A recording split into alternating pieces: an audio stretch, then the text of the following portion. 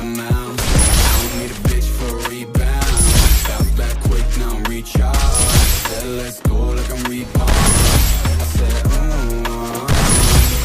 baby I got that energy. Baby don't. मजा आया और मैं ये जो मजा है हिंदुस्तान के हर व्यक्ति को देना चाहता हूँ। हेलो गाइस, आज की इस वीडियो के अंदर हम बात करने वाले हैं फ्री फायर की 8 ऐसी प्रो सेटिंग्स के बारे में जो हर एक प्रो प्लेयर यूज करता है। अगर आप सभी उन प्रो सेटिंग्स को यूज करोगे तो आपका गेम प्ले एकदम नेक्स्ट लेवल का हो जाएगा।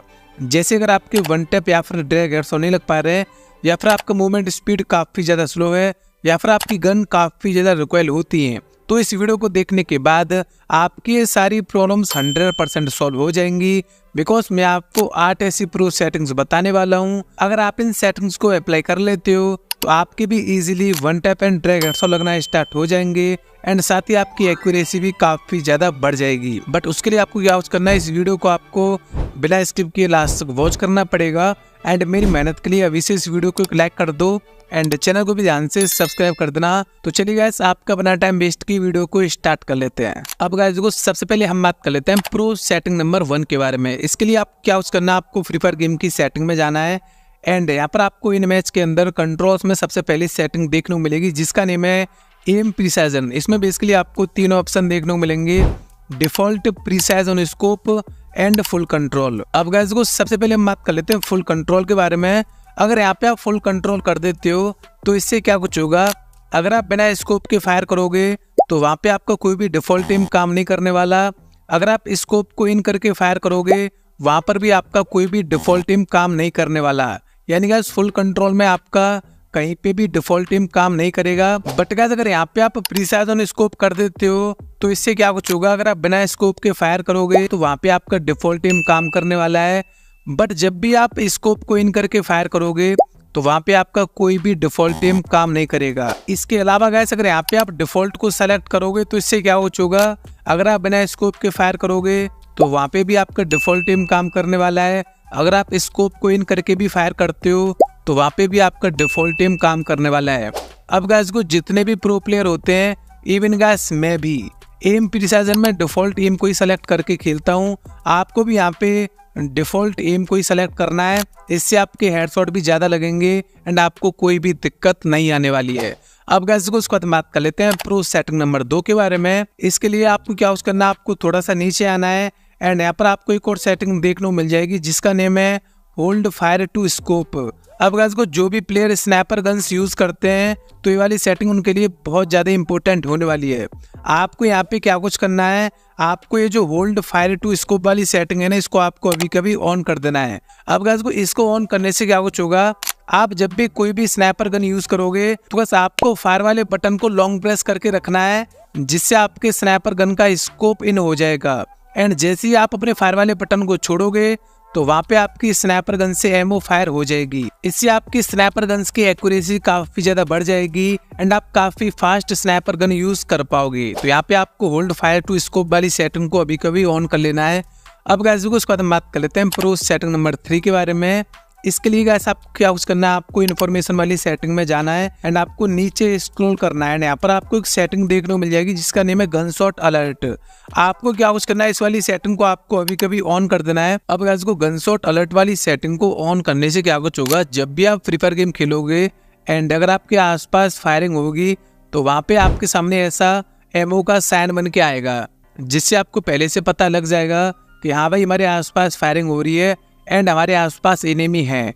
एंड जिस भी डायरेक्शन से फायरिंग होगी वो भी आपको पहले से मालूम पड़ जाएगा, जिससे आप पहले से अलर्ट होके एनिमी को आसानी से मार पाओगे। तो बस यहाँ पर आपको ये जो गनशॉट अलर्ट वाली सेटिंग है ना, इसको आपको हमेशा ऑन ही रखना है। अब गाइस को उसका बात कर लेते हैं प्रो सेटिंग नंबर 4 के बारे में। अब गाइस को नीचे यहाँ पर आपको एक और सेटिंग देखने को मिल जाएगी जिसका नेम है आइटम फाइंडर।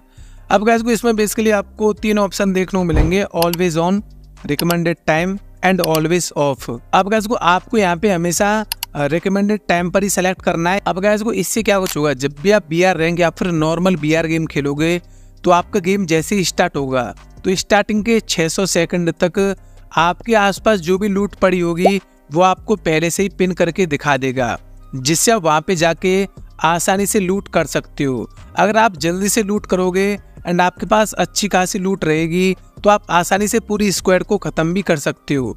तो यहाँ पे क्या कुछ करना है, ये जो आइटम फाइंडर वाली सेटिंग है ना, इसको आपको रिकमेंडेड टाइम पर ही सेलेक्ट करना है। इसके बाद गाइस हम बात कर लेते हैं प्रो सेटिंग नंबर 5 के बारे में। प्रो सेटिंग नंबर 5 के लिए आपको क्या कुछ करना है, आपको ऑटो पिकअप वाली सेटिंग में चले आना है एंड यहाँ पर आपके सामने बहुत सारे ऑटो पिकअप के ऑप्शन आते हैं। फर्स्ट ऑफ ऑल आपको क्या कुछ करना है, यहाँ पर आप जितने भी ऑटो पिकअप के ऑप्शन देख रहे हो, सबसे पहली बात है आपको सारे ऑप्शंस को यहाँ पे ऑन कर देना है एंड सबसे नीचे जो ऑटो पिकअप स्पीड वाली सेटिंग है ना, इसको भी यहाँ से आपको फास्ट कर देना है। इससे क्या कुछ होगा, जब भी आप लूट करोगे तो वहाँ पे काफी फास्ट वो लूट को उठाने वाला है। इसके अलावा यहाँ पे आप सीक्वेंस को भी सेलेक्ट कर सकते हो, यानी जो भी आइटम आपको पहले उठाना है वो आप पहले सेलेक्ट कर सकते हो। जैसे मैंने सबसे पहले यहाँ पे वेपन को रखा है, तो जब भी मैं लूट करूंगा तो वो वहाँ पे ऑटोमेटिक सबसे पहले वेपन को ही उठाएगा। अगर आप चाहते हो कि आपका मेडिकेट सबसे पहले उठाए तो आपको मेडिकेट के ऊपर ऐसे लॉन्ग प्रेस करना है एंड आपको उसको सबसे ऊपर रख देना है। अब गाइस को जब भी आप लूट करोगे तो सबसे पहले वहाँ पे मेडिकेट उठाने वाला है, उसके बाद वो वेपन उठाएगा। तो ये वाला सीक्वेंस एकदम बेकार है। तो बस यहाँ पर आपको क्या कुछ करना है, सबसे पहले यहाँ पर आपको वेपन को रखना है, बिकॉज जब भी आप लूट करोगे सबसे पहली नीड आपको वेपन की होती है। तो आपको सबसे पहले वेपन को रखना है। उसके बाद गाइस यहाँ पे आपको एमओ को रख देना है, बिकॉज वेपन के बाद यहाँ पे आपको एमओ की काफी ज्यादा जरूरत होने वाली है। तो आपको इस वाले सीक्वेंस को फॉलो करना है, यानी गाइस आपको सबसे पहले वेपन को रखना है, उसके बाद आपको एमओ, देन आपको मेडिकेट, उसके बाद आपको आर्मर को रखना है एंड अटैचमेंट एंड ग्रेनेड्स। ये वाला जो सीक्वेंस है ना वो काफी ज्यादा मस्त होने वाला है। तो आपको इस वाले सीक्वेंस को फॉलो करना है। तो ऑटो पिकअप में बेसिकली आपको यही सेम सेटिंग कर लेनी है। अब गाइस को उसके बाद हम बात कर लेते हैं प्रो सेटिंग नंबर 6 के बारे में। इसके लिए गाइस आपको क्या करना है, आपको वाइब्रेशन वाली सेटिंग में आ जाना है एंड यहाँ पर आपको बहुत सारी वाइब्रेशन की सेटिंग देखने को मिल जाती है। तो यहाँ पर आपको क्या करना है, आपको बेसिकली 3 सेटिंग्स को ऑन कर देना है। बाकी की यहाँ पे जितने भी सेटिंग देख रहे हो वो सारी सेटिंग आपको ऑफ ही करनी है। अब गाइस को वो 3 सेटिंग कौन सी होने वाली है वो आप ध्यान से समझ लो। सबसे पहली सेटिंग यहाँ पर आपको फुट स्टेप्स को ऑन कर देना है। दूसरी सेटिंग यहाँ पर आपको गन शॉट्स को भी ऑन कर देना है एंड तीसरी सेटिंग यहाँ पर आपको टेकिंग डैमेज को भी ऑन कर देना है। अब गाइस को इन तीनों सेटिंग को ऑन करने से क्या कुछ होगा, अगर आप यहाँ पे फुट स्टेप्स को ऑन कर देते हो तो इससे क्या कुछ होगा, जब भी आप फ्री फायर गेम खेलोगे अगर आपके आसपास एनिमी के फुट स्टेप आएंगे तो वहाँ पे आपका फोन वाइब्रेट होने लग जाएगा, जिससे आपको पता लग जाएगा आसानी से कि हाँ भाई हमारे आसपास एनिमी के फुट स्टेप आ रहे हैं। अगर यहाँ पे आप गन शॉट को ऑन कर देते हो तो इससे क्या कुछ होगा, जब भी आपके आसपास फायरिंग होगी तो वहाँ पे भी आपका फोन वाइब्रेट होने लग जाएगा, जिससे आपको आसानी से पता लग जाएगा कि हाँ भाई हमारे आसपास फायरिंग हो रही है। एंड लास्ट में अगर यहाँ पे आप टेकिंग डैमेज को ऑन कर देते हो तो इससे क्या कुछ होगा, जब भी आपको कहीं से भी डैमेज पड़ेगा तो वहाँ पे भी आपका फोन वाइब्रेट होने लग जाएगा, जिससे आप आसानी से अलर्ट हो जाओगे कि हाँ भाई हमको डैमेज पड़ रहा है। एंड आप आसानी से अपने आप को पैक करके या फिर कवर में जाके हिल वगैरह कर सकते हो एंड कहाँ से एनिमी आपको मार रहा है वो भी देख के आप एनिमी को मार सकते हो। तो यहाँ पे आपको बेसिकली वाइब्रेशन में इन तीनों सेटिंग को ही ऑन कर देना है, ठीक है। अब गाइस को इसके बाद हम बात कर लेते हैं प्रो सेटिंग नंबर 7 के बारे में।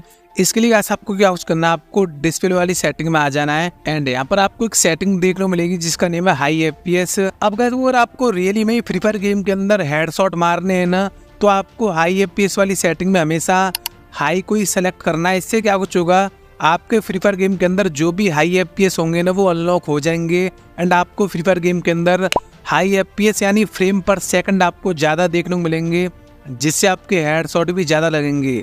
अगर आप हाई FPS को नॉर्मल करोगे तो आपके हेडशॉट भी काफ़ी ज़्यादा कम लगेंगे।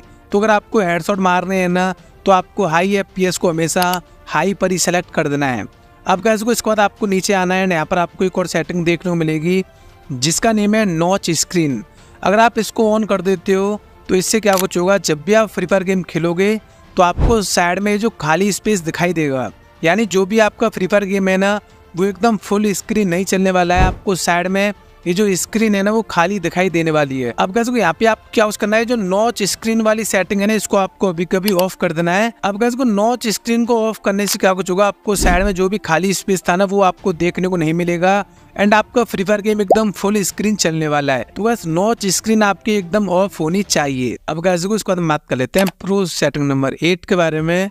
अब गाइस देखो इसके लिए आपको क्या यूज करना है, आपको अकाउंट एंड बेसिक में चले आना है एंड यहाँ पर आपके सामने एक सेटिंग आएगी जिसका नेम है सेटिंग्स सिंक। अब गाइस देखो ये वाली सेटिंग ना काफी ज्यादा इंपॉर्टेंट होने वाली है, बिकॉज इस वाली सेटिंग की मदद से आप अपनी old custom HOD and old settings को अपने फ्री फायर गेम के अंदर सेव करके रख सकते हो। बिकॉज कभी कभी क्या कुछ होता है, बंदे अपने फ्री फायर गेम को अनइंस्टॉल कर देते हैं एंड वो जैसे ही फिर से गेम को इंस्टॉल करते हैं, उनकी जो भी पुरानी कस्टम एचओडी होती है एंड पुरानी जो भी सेटिंग्स होती हैं वो पूरी तरीके से रीसेट हो जाती हैं। अब इससे क्या कुछ होता है, जो भी बंदों का गेम प्ले होता है ना वो पूरा खराब हो जाता है, बिकॉज बंदों को अपनी पुरानी कस्टम एचओडी पर ही खेलने की आदत होती है एंड उनके हाथ उसी ओल्ड कस्टम एचओडी पर ही सेट होते हैं। अब गाइस को इस वाली सेटिंग की मदद से आप अपनी पुरानी वाली कस्टम एचओडी को एंड जो भी आपकी सेटिंग है ना उनको आप हमेशा के लिए सेव करके रख सकते हो। अब गाइस को सेव आपको कैसे करना है वो मैं आपको लाइव प्रूफ दिखा देता हूँ। सबसे पहले गाइस मैं आता हूँ अपने इन मैच के अंदर एंड कंट्रोल्स के अंदर मैं आपको यहाँ पे अपनी कस्टम एचओडी दिखा देता हूँ।